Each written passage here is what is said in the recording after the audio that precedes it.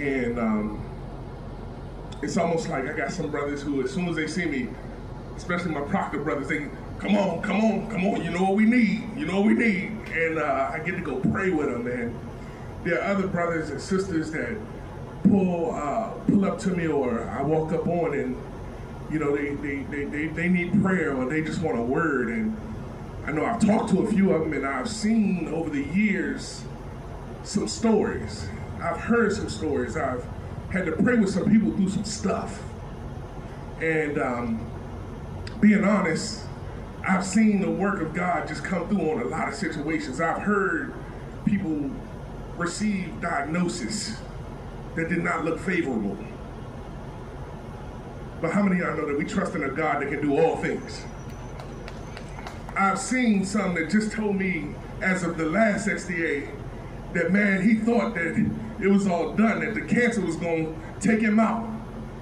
But he said, man, guess what, Derrick? The cancer is gone. Do y'all understand what kind of, how that makes you feel? Now, there are others that have been through some home issues, marital issues, other children issues, whatever, job issues that we've talked about, and I've seen just the glory of God just deliver them and bring them out of it. One of these things that all of these folks have in common is that when I talk to them, I say, well, how did you get through it? And they said they trusted in the Lord. This morning, I got a scripture for y'all. It's back to the basics. I actually had the opportunity to preach this actual chapter not too long ago. And when I prayed about this, I said, God, what do you want me to bring to your people this morning? And he said, take them back to the basics. He said, bring that scripture back. And I said, all right, let me go ahead and do that then, all right. And he took me to Proverbs, the 3rd chapter, the 5th through the 6th verse, where it says, trust in the Lord.